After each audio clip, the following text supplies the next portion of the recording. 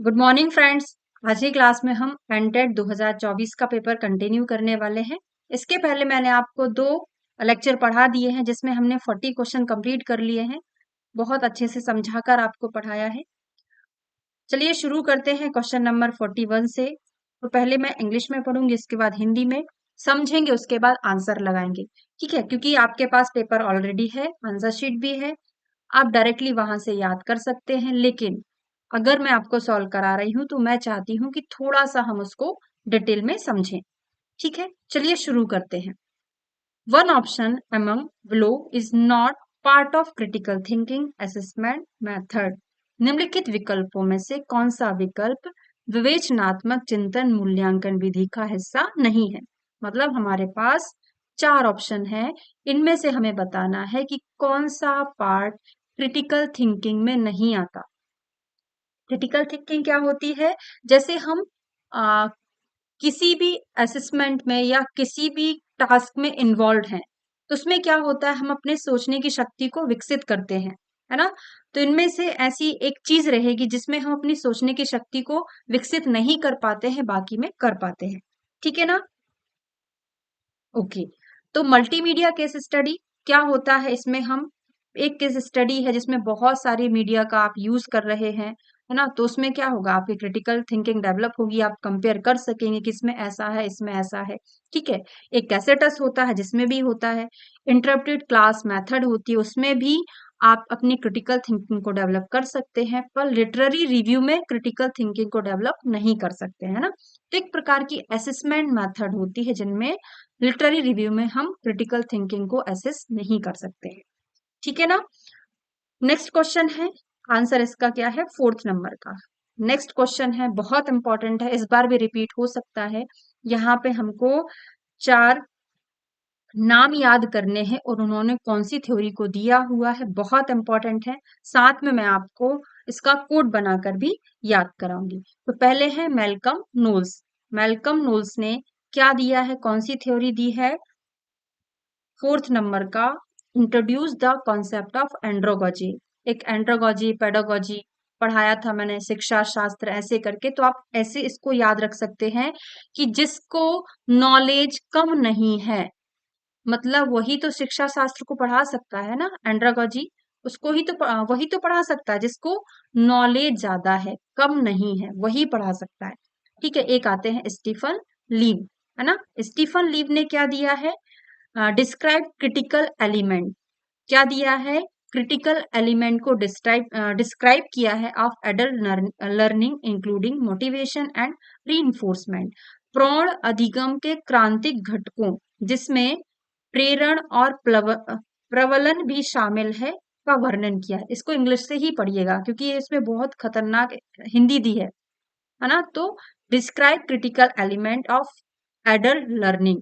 Adult learning में जो critical element है उनको स्टीफन लीव ने डिस्क्राइब किया है, जैसे कि मोटिवेशन, रीइंफोर्समेंट। कैसे याद करेंगे आप? देखो, लैब में क्या होता है, हम किसी चीज के एलिमेंट को टेस्ट करते हैं, है ना। कोई हमारे पास एक ड्रग है, उसमें कौन सा कंटेंट है, कौन सा एलिमेंट है, ये पता करते हैं। तो आप लीव को लैब पढ़ें, उससे आपको याद हो जाएगा।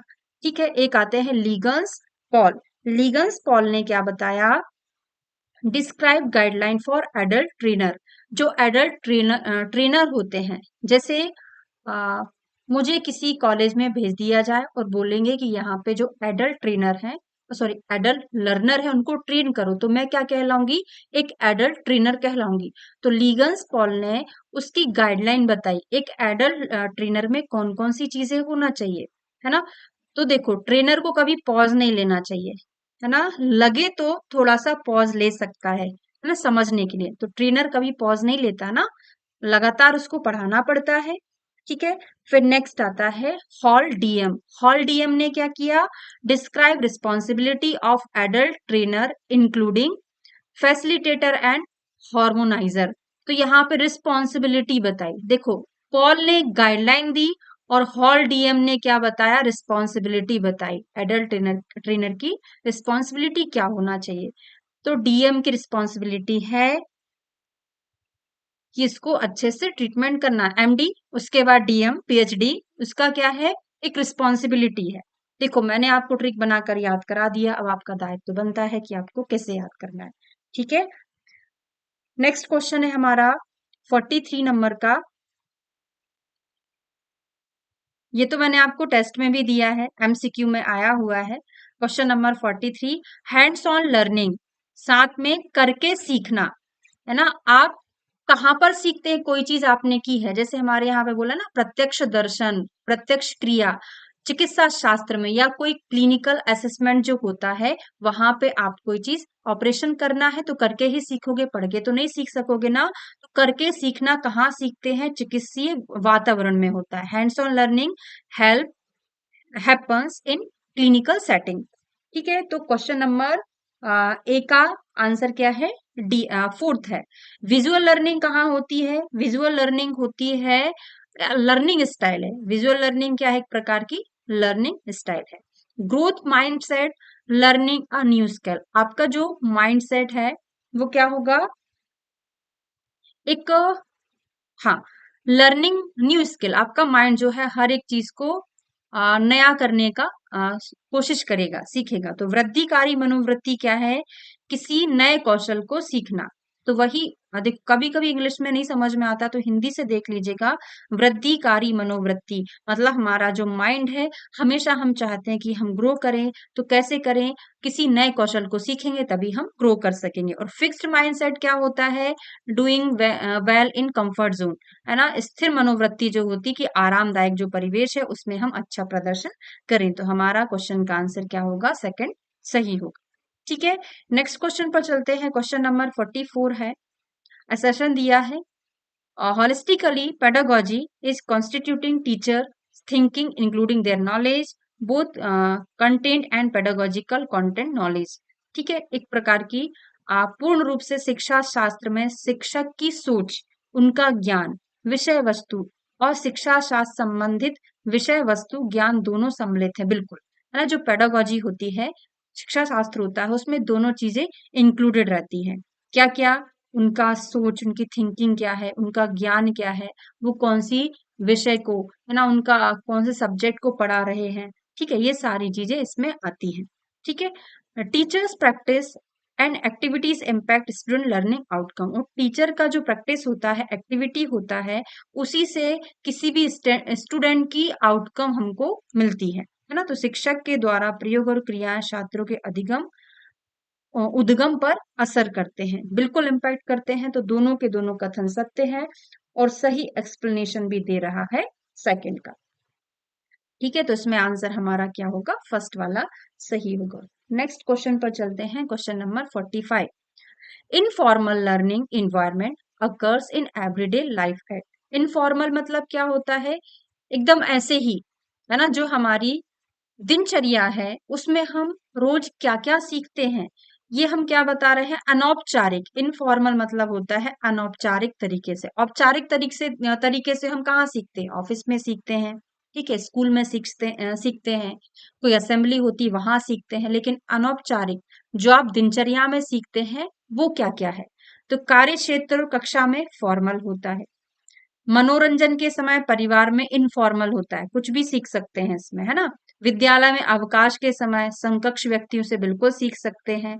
और पूर्ण रूप से संचरित वातावरण है उसमें तो फॉर्मल तरीके से सीखा जाएगा, इनफॉर्मल नहीं होगा। तो हमारे क्वेश्चन का आंसर है बी और सी, है ना, फोर्थ नंबर का सही रहेगा। क्वेश्चन नंबर 46 पर चलते हैं।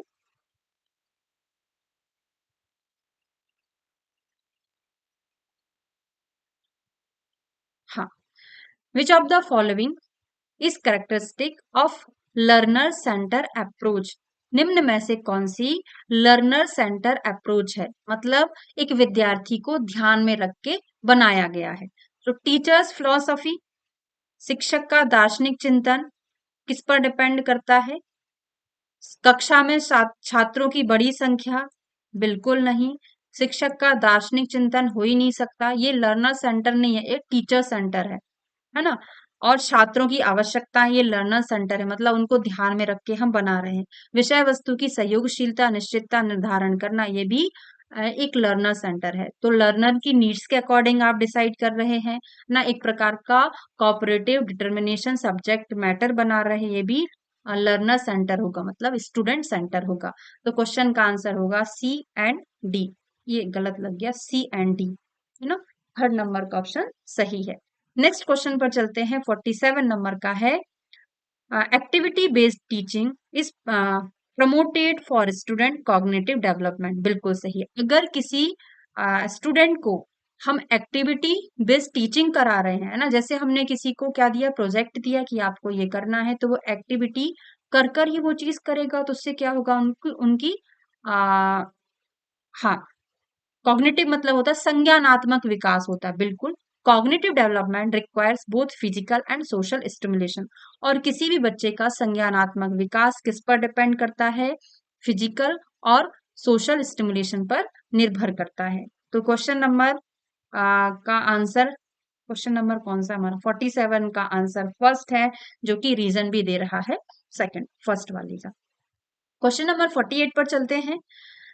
The use of technology in teaching and learning is increase all the time, है ना। तो जो शिक्षण और अधिगम प्रक्रिया में हर समय टेक्नोलॉजी का उपयोग बढ़ता जा रहा है। बिल्कुल सही है। There is still same resistance to embedding the use of technology into the curriculum, है ना। और यहाँ पर यह भी है कि कुछ कुछ चीजों में रुकावट भी है अभी। बिल्कुल सही है। तो अभी भी टेक्नोलॉजी को पाठ्यक्रम में अंतर स्थापित करने के लिए कुछ प्रतिरोध भी है। तो दोनों के दोनों कथन हमारे सत्य हैं। नेक्स्ट क्वेश्चन है 49, periodic assessment are dash dash assessment type. तो डायग्नोस्टिक, फॉर्मेटिव, सुमेटिव। तो आवर्ती मतलब क्या है, फॉर्मेटिव, है ना। तो जो पीरियोडिक असेसमेंट होता है वो एक प्रकार का फॉर्मेटिव मतलब रचनात्मक असेसमेंट है। ये तो हमने जो कहते हैं पढ़ाया हुआ है, जो एक्स्ट्रा पॉइंट ऐड हुए थे ना बाद में, उनमें से आया है। ठीक है। Which is not correct about learning objective. कौन सा लर्निंग ऑब्जेक्टिव को के लेके करेक्ट नहीं है। तो learning objective should be defined very specifically in terms of behaviour. आचरण व्यवहार के संबंध में अधिगम उद्देश्य बहुत सुस्पष्ट परिभाषित होने चाहिए। ये तो बिल्कुल सही है। हमको क्या बताना है, कौन सा करेक्ट नहीं है ना, ये सही है। अधिगम उद्देश्य साधारण से जटिल, है ना। जो लर्निंग ऑब्जेक्टिव होता है, हमें हमेशा कैसे ऑर्डर में अरेंज करना चाहिए, सिंपल होना चाहिए, फिर उसके बाद धीरे धीरे कठिन होता जाना चाहिए। नहीं तो स्टूडेंट क्या होगा, पहले ही भाग जाएगा। तो सबसे पहले सिंपल होना चाहिए, उसके बाद धीरे धीरे वो कॉम्प्लेक्स हो जाएगा। ठीक है। Learning objective should be covered by the syllabus, ये उल्टा लिखा है ना। पूरे सिलेबस को कवर नहीं करता, वो क्या करता है, कुछ स्पेसिफिक पार्ट को कवर करता है, तो ये गलत है। Learning objective should be attainable, है ना। तो अधिगम उद्देश्य साध्य होना चाहिए। तो इनमें से कौन सा गलत है हमारा, केवल सी नंबर का गलत है। ठीक है। नेक्स्ट क्वेश्चन है 51 नंबर का। इसमें से हमें क्या करना है, choose the correct answer from the option given below. Correct answer choose करना है, तो इनमें से थोड़ा सा समझ कर देखिएगा। Kinaesthetic learning prefer hands on and stimulation tool of learning. क्या होता है, बिल्कुल सही है। अगर हम एक्टिवली इन्वॉल्व होके कोई चीज करते हैं तो उसको हम क्या बोलते हैं, कानेस्थेटिक लर्निंग। मतलब हमारे अंदर एक ऊर्जा है ना। एक गतिबोधक शिक्षार्थी अधिगम के अनुभव प्राप्ति और अनुरूपण वाले उपकरणों को वरीयता देता है। बिल्कुल सही। Visual learner prefer spoken lecture. Visual learner जो होता है स्पोकन लेक्चर को थोड़ी ना प्रीफर करेगा, किसको करेगा, विजुअलाइजेशन को करेगा। गलत है। ऑडिटरी लर्नर जो होता है वो किसको, ऑडिटरी को प्रीफर करेगा, ना कि रिटन डॉक्यूमेंट को करेगा। ये भी गलत है। विजुअल लर्नर प्रीफर ग्राफ्स ना, तो विजुअल लर्नर ये सही लिखा है, स्पोकन ये गलत लिखा था, यहाँ पे सही कर दिया ना। जो विजुअल लर्नर होता है उसको देख के याद होता है, उसके लिए वो क्या प्रीफर करता है, ग्राफ्स और डायग्राम को प्रीफर करता है ना। और टेक्टाइल जो होता है वो प्रिंट मटेरियल को नहीं प्रीफर करता, किसको करता है, जो स्पर्श से चीजों को याद करता ना, कुछ लोग देख नहीं सकते, तो टेक्टाइल वाला प्रिंटेड ना होके कुछ एलिवेटेड होते हैं, अपने सरफेस से उठे हुए होते हैं। तो इनमें से हमारा ए और डी सही है। हमेशा गलत लग जाता है, इधर लगाना चाहिए। ए और डी सही है। ठीक है। नेक्स्ट क्वेश्चन है 52 नंबर का। लिस्ट वन को सेकंड से हमें मैच करना था। तो पहला है, in andrology learning topic are organised around, है ना। जो एंड्रोलॉजी में अधिगम विषय मतलब लर्निंग ऑब्जेक्टिव के चारों ओर व्यवस्थित होते हैं। किसके चारों ओर व्यवस्थित होते हैं, जीवन, और कार्य परिस्थितियों के, ना कि विषय वस्तु इकाइयां, है ना। तो सेकंड नंबर का सही है। Andragogy learning topics are organized around life work situation rather than subject matter units. In adult learning, the learner is, adult learning में learner क्या होता है, सेल्फ मोटिवेटेड होता है और सेल्फ डायरेक्टेड होता है। क्योंकि जो बच्चे होते हैं ना, उनको हमें डायरेक्ट करना पड़ता है ना, मोटिवेशन देना पड़ता है। पर एडल्ट ऐसा नहीं, उनमें क्या होता है, सेल्फ मोटिवेशन रहता है और सेल्फ डायरेक्शन रहता है। ठीक है। In adult education the pace and timing is क्या है, influenced by adult learner availability of time. In adult trainer essential characteristic of, अभी देखो इसको मैं सॉल्व करा रही हूँ। जो एडल्ट ट्रेनर होते हैं उनके अंदर क्या गुण होने चाहिए, अडेप्टेबल होना चाहिए, सिंसियर होना चाहिए और इंटरेस्ट होना चाहिए ना लर्नर को लेके। अगर आपका डी का फर्स्ट होगा वही सही होगा, है ना। हिंदी में पढ़ लो। प्रौढ़ शिक्षक में अनिवार्य लक्षण होना चाहिए, शिक्षक की अनुकूलनशीलता, निष्ठावान, शिक्षार्थियों में रुचि लेना, क्योंकि एक ट्रेनर वाला ऑप्शन केवल एक ही है, बाकी तो सारे लर्नर के हैं, है ना। तो अगर एक भी आपको इसमें से पता था डी का फर्स्ट, तो वो आपका आसानी से सॉल्व हो सकता था। तो जोड़ियों वाले क्वेश्चन से घबराना नहीं, वो 100% सही होते हैं। ठीक है। अगले क्वेश्चन पर चलते, इसका आंसर हमारा सेकेंड नंबर का सही है। क्वेश्चन नंबर 53 है, indicate which of the following are true with regard to communication. कौन सा कम्युनिकेशन से रिलेटेड सही है। Communication require at least two people, बिल्कुल सही। अगर हमको कोई चीज कम्युनिकेट करनी है तो दो लोगों की आवश्यकता होती है। कोई भी इंसान अकेले अकेले बात नहीं कर सकता, है ना। कुछ होते हैं ऐसे लोग जो अकेले अकेले बात भी करते हैं। ठीक है। Communication is a one way process. Communication एक वे प्रोसेस है, ऐसा नहीं। किसी से कम्युनिकेट करना है तो दो लोग होने चाहिए, है ना। हम बोलते रहेंगे तो वो कम्युनिकेशन नहीं होगा, वो केवल क्या होगा, भाषण होगा, है ना, जैसा होता है। Newspaper are an example of mass communication, बिल्कुल सही है। न्यूज़पेपर क्या होता है, एक मास कम्युनिकेशन, ज्यादा बड़े लेवल पर कम्युनिकेशन का जरिया है। Classroom discussion are not counted as real communication, ये तो रियल कम्युनिकेशन होता है।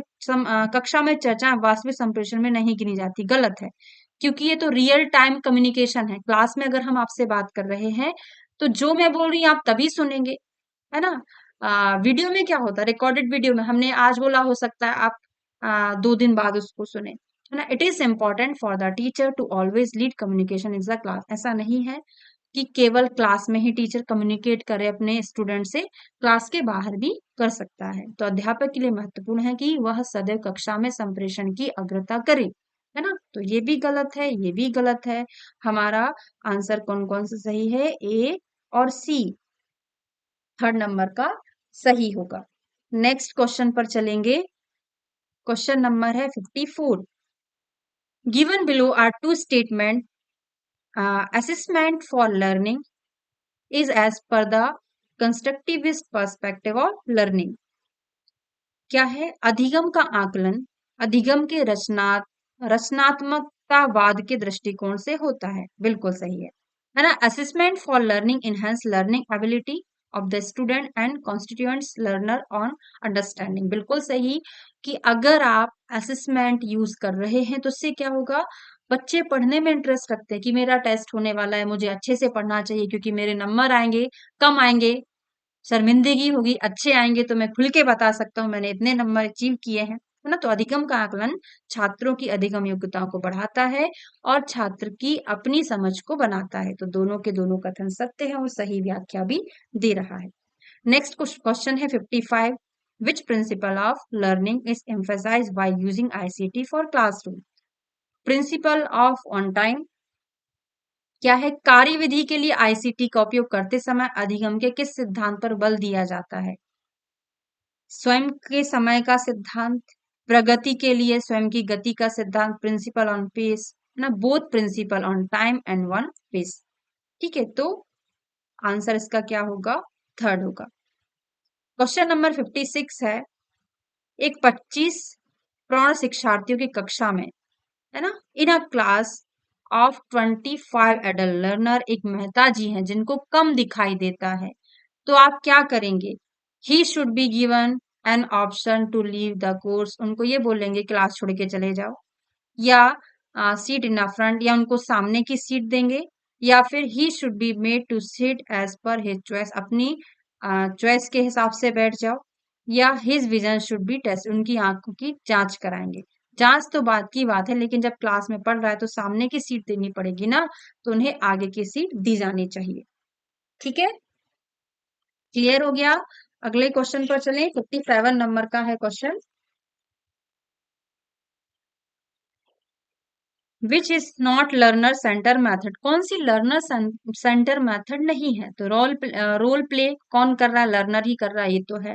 डिस्कशन भी होता है, इंक्वायरी भी होता है, लेक्चर नहीं होता, ये टीचर सेंटर कहलाता है। ठीक है, नेक्स्ट है 58 नंबर का question. Use of ICT makes teaching, learning and assessment easy and innovative. बिल्कुल, आईसीटी का यूज करने के बाद टीचिंग, लर्निंग, असेसमेंट इजी हो गया है और इनोवेटिव हो गया है। ICT include both hardware and software, बिल्कुल आईसीटी में हार्डवेयर भी होते हैं, सॉफ्टवेयर भी। अब ये दोनों कथन तो सत्य हैं, पर एक दूसरे से रिलेटेड नहीं है, है ना? तो ये दोनों कथन सत्य हैं, पर व्याख्या सही नहीं कर रहा है। अगला क्वेश्चन है 59 नंबर का। The key of communication task comprises of data gathering, demonstration, comprehension और इनकोडिंग ऑफ मैसेज, डिसएमिनेशन। संप्रेषण के कार्य की कुंजी किससे मिलकर बनी होती है? डाटा को एकत्रित करना, प्रदर्शन करना, बोध करना, सूचना को कुटित करना और प्रसारण करना। इसका आंसर है ए, सी और ई। ए डाटा माइनिंग, कॉम्प्रीहेंशन और डिसएमिनेशन। ठीक है, क्वेश्चन नंबर का आंसर सेकंड नंबर का सही है। अब है लास्ट क्वेश्चन इस वीडियो का। सेरिबेलम क्या करता है? तो मैं ये तो हमने अपने आयुर्वेद वाले में बैच में पढ़ाया था। बेलन, बेलम मतलब बेलन। अगर आप कोऑर्डिनेट करके बेलन चलाओगे तो रोटी सही बनेगी, नहीं तो नहीं बनेगी। तो कोऑर्डिनेट और, है ना, क्या है, बैलेंस एंड मूवमेंट, है ना, बैलेंस बना के चलाना चाहिए। हिप्पोकैम्पस क्या होता है? Critical in recalling new information. Hippocampus क्या होता है? न्यू इन्फॉर्मेशन को रिकॉल करता है। एमिगडाला क्या होता है? इमोशंस को डायरेक्ट करता है ना। तो थैलेमस क्या करता है? Able to learn new verbal information. ठीक है, तो ये तो मेडिकल से रिलेटेड है, आप सभी को पता ही होगा। तो आज का ये वीडियो जिसमें हमने 20 क्वेश्चन पढ़ लिए हैं, 61 टू 80, 81 टू 100। नेक्स्ट वीडियो में, हाँ, तो उसके कितने आ, 2 वीडियो और बनेंगे जिसमें हम पूरा 100 क्वेश्चन कंप्लीट कर लेंगे, क्योंकि वीडियो बहुत बड़ा हो जाता है, इसलिए सारे एक साथ नहीं कर सकते हैं। अगर अच्छा लगा आपको वीडियो तो लाइक जरूर करिएगा और कमेंट करके हमें बताइएगा, फिर हम नेक्स्ट पार्ट को कंप्लीट करेंगे। Thank you so much.